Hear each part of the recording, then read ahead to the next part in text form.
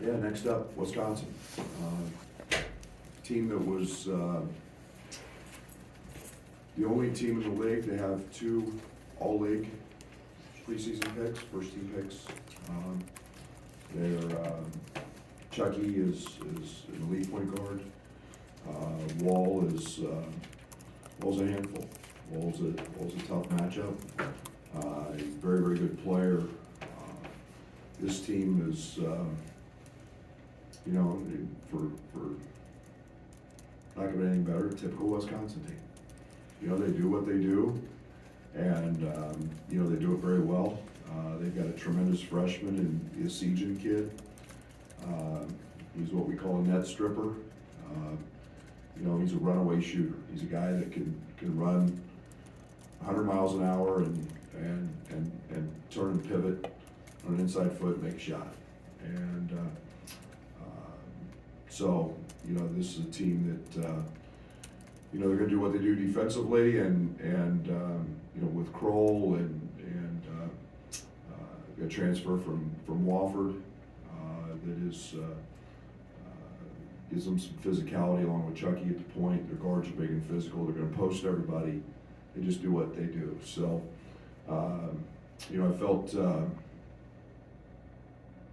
in a crazy kind of way, felt pretty good after the Northwestern game. We're not that far away. We weren't playing hard. Now we're playing really, really hard. We've got that back established. You can't go down, it's like walking out of the locker room minus 26, with the fouls. We made as few mistakes defensively as we've made in any game this year. Unfortunately, they made us pay. We went under a couple ball screens and they made them. I think we've got, if you would have told me Adige and Bowie were going to go 7 for 27, I said, we're winning. You would have told me that we're going to hold them to 32%, we're winning. So I think I think Terrence, even though Buck got a couple of fouls, I think our guards are very, very good defensively. I thought Dane Deja was as good defensively as anybody we've had in terms of guarding their ball screens and guarding their angles and protecting the rim. So I felt like we played well enough to win the game. We just fouled, and then we had a bad stretch offensively where it was turnovers. So we've got to execute better on the offensive end. We've got to do a better job of protecting the ball. That was frustrating. I'm frustrated we didn't get Dane more touches. 4 of 6. We've got to do a better job of getting him the ball. But like I said, in a crazy kind of way, I kind of, even though we lost the game, I was kind of pleased with the growth because we really thought we competed. I thought R.J. Melendez was elite on the defensive side. We got really good looks. Ball didn't go in. We'll step up and make those shots. When we start making those shots, then we become a team. I think it was 6 minutes to go. We were shooting 60% in the 2-point range against the team that's the best in the country at taking it away. We were getting the shots we wanted. We just got to avoid the turnovers, and we can work to continue to do that. We'll be fine. Scott. Had a recent string of success against Wisconsin. What could translate from rosters past into this one to have success against the Badgers? Obviously we were co-champions last year. They're very good. I think that the one, what did Kofi have, 37 and whatever last year in the matchup. He was physically dominant last year in that game. Obviously he's not here but they also lost a pro. And they lost a fifth-year guy in Brad Davison. So, you know, you gotta do what you do. They do what they do. You know, I thought we were very dialed in last year defensively. We made their touches. We competed on their touches and fought them. So, you know, we gotta do that same thing. So there's nothing really, you know, strategic about it. It's we've gotta guard them and limit all their post ups, and you can't give Chucky shooting 51% from the three. You can't give him those looks. You talked about wanting more guys to get downhill. Jaden seemed to give you that in the Northwestern game. Do you want the ball in his hands more? Do you want to play to that with what he can give you there? Absolutely. Jaden's a really good player. I mean, a really good player. And, you know, he's gotten into the paint pretty much at will, you know, against everybody that we've played. And, you know, he's going to continue to do that. We need him aggressive. We need aggressive Jaden Epps. We need Jaden. Jaden needs to be a 10 to 16 point a game guy for us every single night, knowing that he's capable of getting 20. And he's starting to make really good decisions, better reads to go along with that. You know, that's part of his growth. I like Jaden. Jaden's got swagger. Nothing rattles him too much, and he's not afraid. So we need that from him. Coach, you've had some of those turning point wins in the past here. Does this feel like that could be one of those games that kind of gets you the ball rolling that way? Well, there's no doubt. You know, it's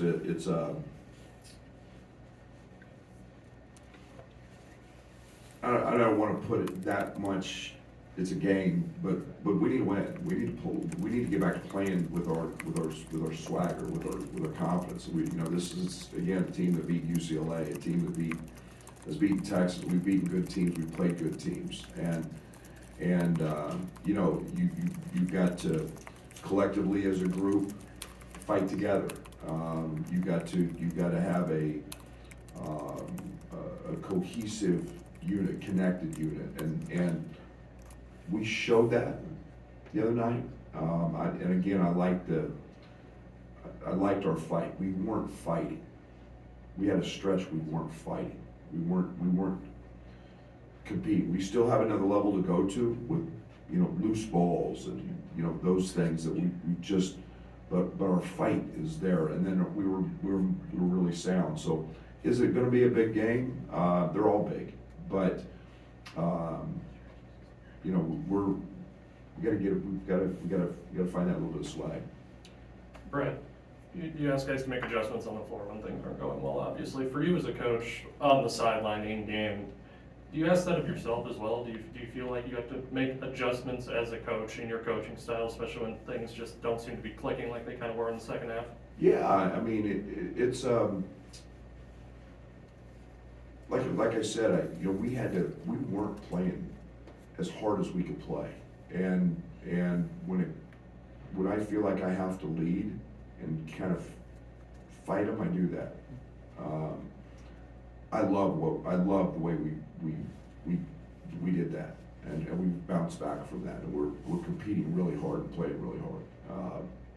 Now it's getting back to I got to be the technical guy, and you know, a little more stoic, a little more.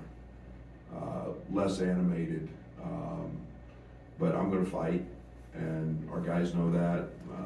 I've been that way. It wouldn't matter, you know, this year, last year, the year before. That's been who I am, and that's didn't maybe have to do it as much with Trent, DeMonte, you know, Jake, you know, some guys that were here and would lead. But you know, now it's getting back to, we've got that established again after the Penn State game. So I've carried that over in practice, and you know, we'll get back to being a little more stoic on the sideline during games. Coach, given their style of play, what are some keys to the game for your team that are unique Not fouling. to this opponent, and Do you wanna try to speed them up a little bit? No, doesn't work. Everybody in America's tried to do that for 40 years, doesn't work. That's a system that it's a waste of your time to, sure, we wanna take opportunities when they're there, but you try to speed them up, they play fast. They're gonna take early shots. I mean, Walt will get a rebound and go coast to coast. You know, to me, it's about execution and it's about guarding them. And then you can't foul because they don't. You know, they're, I think, one of the teams in the country that's got the fewest fouls committed. So, you know, you can't gift them free throws. But trying to speed them up has been something that hasn't worked for anybody who's tried. I think, Brad, after the Northwestern game, you may have likened to that 0-6 start at Oklahoma State. Like, what if any, are the similarities and differences between these two teams kind of at this point? I don't know if there's, other than the record, there's not. You know, I think that we were, at Oklahoma State, we didn't have any problem scoring. I mean, we were scoring 90 a night. I mean, we could really score. You know, what we weren't doing was defending. This was just the opposite in terms of, you know, and I say that, I mean, you guys realize how many points we scored at Northwestern last year, right? Anybody know how many we scored? It was under 60. So, you know, we gotta preface everything that, you know, it's the Big Ten. It's very hard to score. The defenses are great, so they're different that way.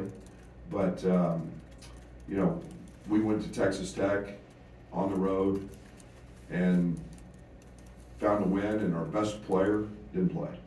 Juwan was in foul trouble and didn't play, and we found a way. And it was some changes we made on the defensive side that helped. And you know, this year we're searching for that identity, and I think we're getting much more comfortable. And again, I felt great about it. The game the other night, we just camp out. I guess Centennial's had a good season overall defensively in the Big Ten play. What's the key kind of balancing, kind of letting him beat him, but also cutting down on fouls a little bit? Yeah, it's being a freshman. So, you know, freshmen have a tendency to want to use their hands. And, you know, it's no different than what Trent and I went through. You know, you gotta learn to chest. That's where the weight room comes in, and strength, and getting body, knowing that guards are gonna get into you. You know, the other night was a kind of a unique deal for him, but he's an elite defender. He's proven that. And, you know, tomorrow's a different day, and it's something we just keep working on.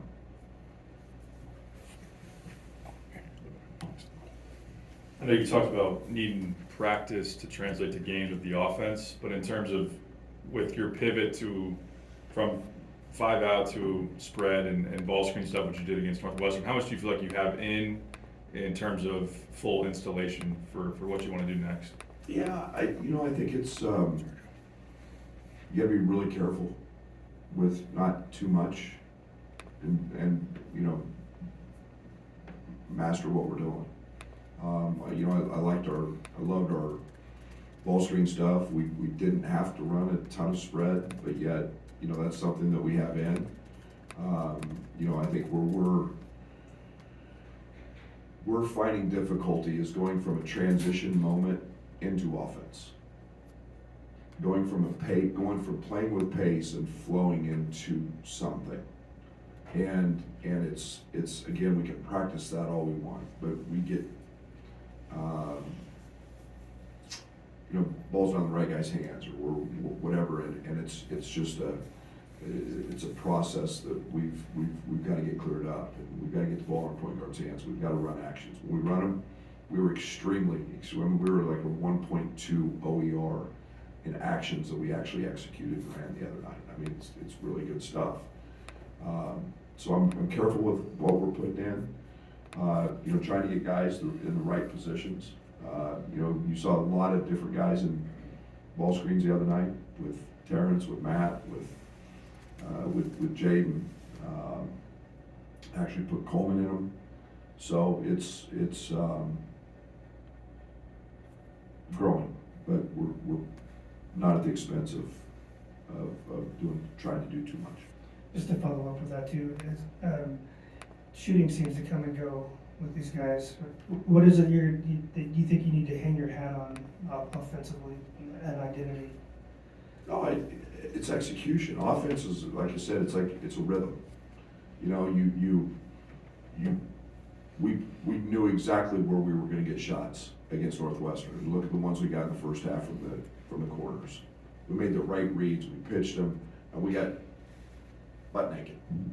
I mean, we couldn't get any more open shots than what we got there. You gotta make it, and those come from rhythm, and every game it's different because the defense tags different, or the defense does something different, or their support's different. So, saying we're getting this tomorrow is in relevance to what we got in the last game is not the case.